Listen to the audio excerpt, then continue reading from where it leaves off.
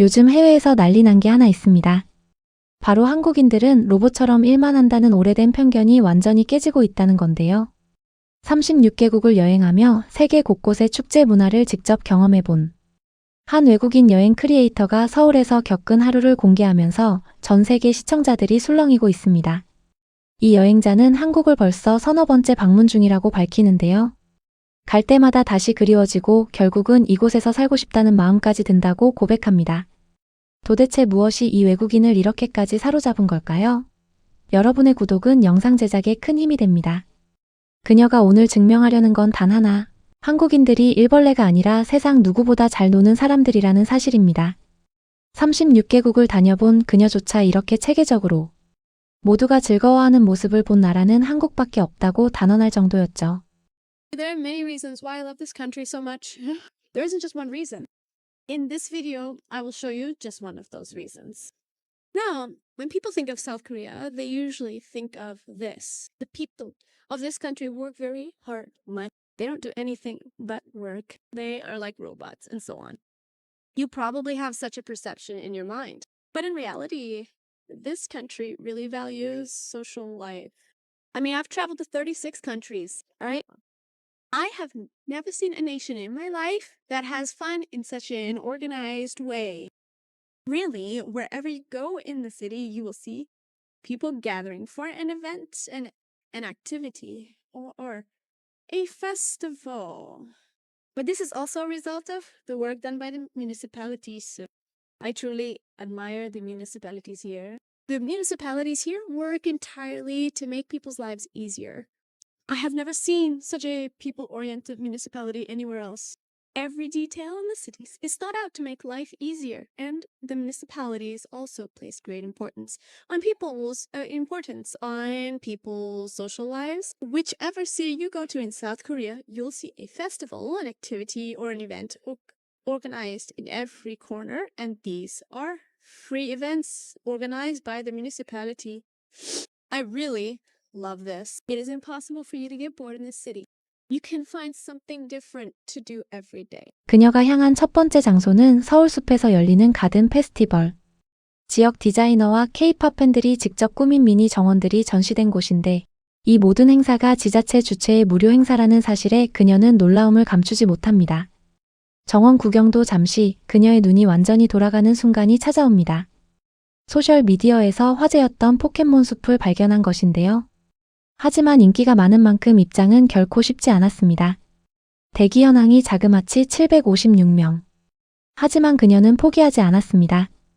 숲이 워낙 넓어 돌아다니며 시간을 보낼 수 있다는 이유로 다른 축제 몇 개를 포기하더라도 여기서 기다리기로 결심한 것이죠. 2시간이 넘는 기다림 동안 그녀는 서울의 마스코트 해치를 발견하고 완전히 반해버립니다. 대중교통 카드에도 거리 곳곳에도 등장하는 이 캐릭터가 어디에나 있다는 사실 자체가 신기하다는 반응인데요. 사실 한국인들에게는 그저 익숙한 지자체 캐릭터일 뿐이지만 처음 마주한 외국인에게는 도시 전체가 하나의 세계관처럼 느껴진 것이죠. 유럽이나 미국 도시들에서는 이렇게 통일된 마스코트가 시민생활 구석구석에 스며들어 있는 경우를 찾기가 쉽지 않습니다. 긴 기다림 끝에 드디어 포켓몬 숲에 입장한 그녀는 어린아이처럼 신이 나서 소리를 지릅니다. 90년대에 유년기를 보낸 그녀에게 포켓몬은 단순한 캐릭터가 아니라 어린 시절 그 자체였던 것인데요. 그런데 이 감동적인 순간은 예상치 못한 훈훈한 결말로 이어집니다. 무료로 나눠주는 포켓몬 모자를 우여곡절 끝에 하나 얻은 그녀가 버스 안에서 그 모자를 갖고 싶어하는 한국 아이의 눈빛을 보고 망설임 없이 건네준 것이죠. 아이가 한바구음을 지으며 좋아하는 모습을 본 그녀는 오늘 하루 중 가장 뿌듯한 순간이었다고 말합니다. 시간이 없어 다음 축제로 서둘러 이동하던 그녀는 길을 건너는 시민들을 위해 지자체가 설치한 대형 파라솔을 보며 또 한 번 감탄합니다. 한국 사람들은 햇볕 아래서 기다리는 걸 싫어하는 걸 알고 이렇게까지 배려한 것이라며 도시 설계 하나하나에 사람 중심 사고가 녹아 있다는 걸 느꼈다고 말하는데요.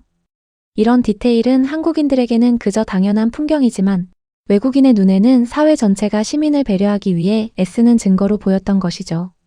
실제로 유럽 대도시들만 해도 신호 대기 구역에 이런 그늘막 하나 설치하려면 예산 심의부터 시작해 몇 년이 걸리는 경우가 허다합니다. 그런데 한국은 이런 소소한 편의를 도시 곳곳에 이미 촘촘하게 심어놓았던 것이죠. 이어서 도착한 반포대교 인근에서는 다리 위에 늘어선 푸드트럭과 곳곳에서 피크닉을 즐기는 사람들을 마주합니다. 그녀는 한국인들이 날씨만 좋으면 돗자리를 챙겨 나와 치킨과 맥주, 라면이나 떡볶이를 먹으며 시간을 보낸다는 사실을 소개하며 이런 문화야말로 진짜 한국에 사는 기분을 느끼게 해준다고 말합니다. 친구가 없으면 사귀어서라도 함께 즐기라는 그녀의 조언에서 한국의 피크닉 문화가 얼마나 개방적이고 사교적인지 엿볼 수 있었습니다. 그런데 그녀를 진짜 놀라게 한 건 따로 있었습니다. 강변을 도는 관광버스가 완전 무료로 운영되고 있었고 헤드폰을 낀 채 조용히 춤추는 사일런트 디스코 행사도 매주 열리고 있었던 것이죠.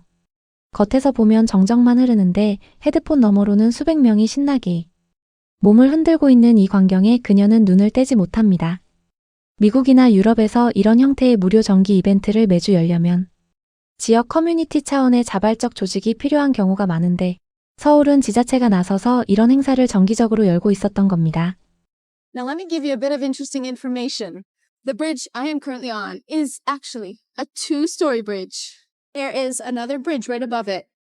Where is the name of this bridge? It was written somewhere around here. Jamsugyo? Yes, Jamsugyo Bridge.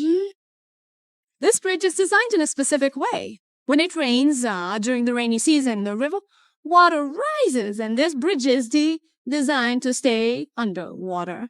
Look, right now the water level is like this, and when the water rises during rain, this bridge is designed to be submerged. I don't know why, but there is another backup bridge right above it. Anyway, normally cars zoom across the bridge I am walking on, but the municipality closes this road and bridge to traffic every Sunday and opens it completely to people. So we're just walking in the middle of the road right now. There are no cars. It is completely closed to traffic. This road is closed to traffic. And they organize events and things here every Sunday. I think this bridge is closed every Sunday just so people can have a good time. 그리고 이날의 하이라이트라 할 만한 장면이 찾아옵니다. 최첨단 IT 기업들의 고층 빌딩과 수백 년 된 궁궐. 대문이 마주 보고 있는 그 사이 광장에 시에서 운영하는 야외 도서관이 자리하고 있었던 것이죠.